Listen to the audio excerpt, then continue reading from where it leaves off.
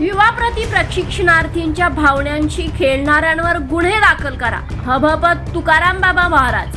1 August पासून कृष्णामाईच्या घाटावर बेमुदत उपोषण. पोलिसांच्या 10-12 गाड्या त्या ठिकाणी आल्या. सगळ्या मुलांना गाडीत घालून बाहेर काढण्याचा प्रयत्न त्या ठिकाणी चालू झाला. हे आंदोलनाला भरकटवून याच्यामध्ये दडपणशाही आणण्याचं काम सरकार करतंय. ह्या तिघा मंडळींनी निवडणुकीपूर्वी केलेलं आश्वासन जर मंगलप्रभात तोडासाहेब सांगत असतील की आम्ही हे बोललेलं नाही आहे, आम्ही असं कुणीच बोलू नाही, जर असं असेल आणि निवडणुकीपूर्वी जर आपल्या मीडियाच्या चॅनलच्या माध्यमातून तिथं दाखवलं असेल की हे सगळं अशा पद्धतीने असताना देखील जर असं बोलत असतील आणि हे जर खोटं असेल तर ह्या तिघांच्यावरती गुन्हा दाखल झाला पाहिजे. महायुती सरकारने राज्यातील 1,34,000 मुख्यमंत्री युवा प्रशिक्षणार्थींना वाऱ्यावर सोडले आहे.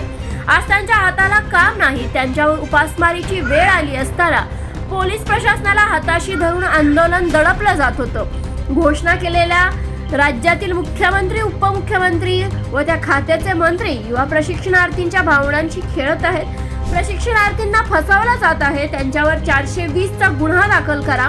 युवा प्रशिक्षणार्थींना हक्काची भाकरी द्या, अन्यथा 1 ऑगस्ट पासून कृष्णामाईच्या घाटावर बेमुदत उपोषण करण्याचा इशारा महाराष्ट्र राज्य युवा प्रशिक्षणार्थी कृती समितीचे तुकाराम बाबा महाराज यांनी पत्रकार परिषदेत दिला. याच ठिकाणी स्वतः आता ही स्वतः एकनाथजी शिंदे केला तर लाडक्या भावांचं काय? मी म्हणालो लाडक्या भावांचं कधीपासून प्रेम आलं?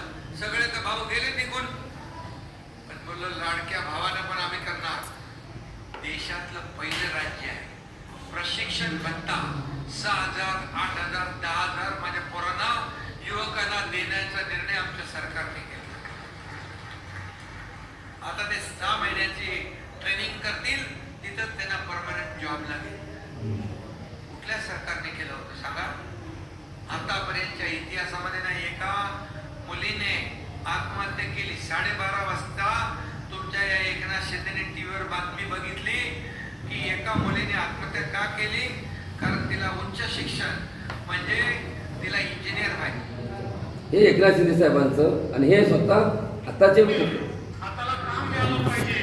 सर्वप्रथम मुख्यमंत्री युवा कार्य परिषदेच्या अनुषंगाने 14 तारखेला मुंबई आझाद मैदानावरती राज्यव्यापी आंदोलन करण्यात आलं होतं. त्याला 20 ते 25,000 मुलं त्या ठिकाणी उपस्थित होते. सकाळपासून छत्री मोर्चाच्या माध्यमातून त्या ठिकाणी आंदोलन घेण्यात आलं. सकाळपासून संध्याकाळी संकष्टी होती, त्या अनुषंगाने दिवसभर मुलं उपाशी होते.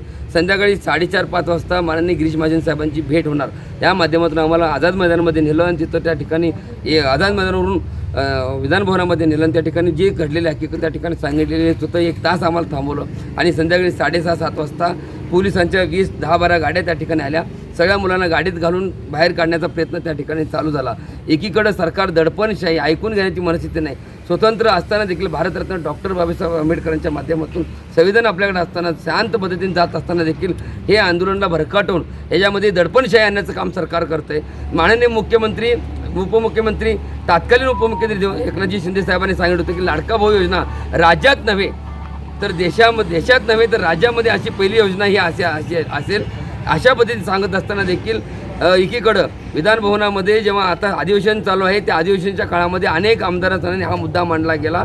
त्या मांडत असताना मुद्द्यामध्ये त्या ठिकाणी सांगितलं जातं आहे की ते जे मंडळी त्या ठिकाणी काम करतात आम्ही असं काहीच बोललो नाही, आम्ही असं काहीच सांगितलं नाही. जर असं असेल तर मग मला सांगा हा विषय काय असेल? त्या लोकांनी नेमकं म्हणणं काय असेल? इकडे सांगितलं जातं की तुम्ही काहीच आम्ही बोललो नाही, काहीच सांगितलं नाही. हा जर प्रश्न जर समजा एकाने मंगलप्रभात दोडा साहेब जर सांगत असतील तर हे मला सांगा हे सरकार काय पद्धतीने बोलतंय? ऐका, म्हणजे ह्या पद्धतीने जर सांगत असतील, मंगलप्रभात दोडा साहेब सांगतात आम्ही कुणीच असं बोललो नाही. माझी सरकारला विनंती आहे, मीडियाला विनंती आहे, एकीकडे मीडियाच्या माध्यमातून दाखवलं जातं की देशामध्ये नव्हे तर राज्यामध्ये, देशामध्ये पहिलं राज्य असेल की त्या ठिकाणी मुख्यमंत्री वा कार्यपरिषद विद्यार्थ्यांना आहे या ठिकाणी कायमस्वरूपी पुरस्कार दिला जाईल. जर हे सगळं खोटं असेल तर ह्या तिघा मंडळींनी निवडणुकीपूर्वी केलेलं आश्वासन जर मंगलप्रभात तोडासाहेब सांगत असतील की आम्ही हे बोललेलं नाही आहे, आम्ही असं कुणीच बोलू नाही, जर असं असेल आणि निवडणुकीपूर्वी जर आपल्या मीडियाच्या चॅनलच्या माध्यमातून तिथं दाखवलं असेल की हे सगळं अशा पद्धतीने असताना देखील जर असं बोलत असतील आणि हे जर खोटं असेल तर ह्या तिघांच्यावरती गुन्हा दाखल झाला पाहिजे आणि यांच्यावरती केस झाली पाहिजे. फसवणुकीचा गुन्हा झाला पाहिजे. या मुलांच्यावरती छळवणुकीचा केस, या मुलांना फसवलं गेलं. 1,34,000 मुलं या ठिकाणी निवडणुकीच्या मतदानच्या टायमाला रस्त्यावरती उतरले, प्रत्येकाने मतदान केलं आणि आज तेच मंडळी सांगतात की आम्ही असं काहीच बोलू नाही. माननीय एकनाथजी शिंदे साहेबांच्या आमचा आदर आहे, ते 100% काहीतरी मार्ग काढतील तो विश्वास आहे. मान्य भरतशेठ गोगावले साहेब त्यांच्यावर विश्वास आहे. पण मंगलप्रभा ज्या खात्याचे जे मंत्री आहेत ते मात्र सांगतात की आम्ही असं काहीच बोललो नाही. जर असं असेल तर मग मला सांगा, सरकारला जिवंत ठेवून विचार मारण्याचा असेल. जर समजा आमच्या मागण्या मान्य नाही झाल्या, ह्या विचारावर ह्या गोष्टी नाही झाल्या, तर सांगली या ठिकाणी गणपती मंदिरामध्ये दर्शन घेऊन, गणपती मंदिरात दर्शन घेऊन कृष्णामाई घाटावरती जाऊन अमरण उपोषण, जोरपतूर ह्या मुलांचा हक्क भेटत नाही तोरपतूर अमरण उपोषण 36 जिल्ह्यातील युवक सांगली या नगरीमध्ये दाखल होते.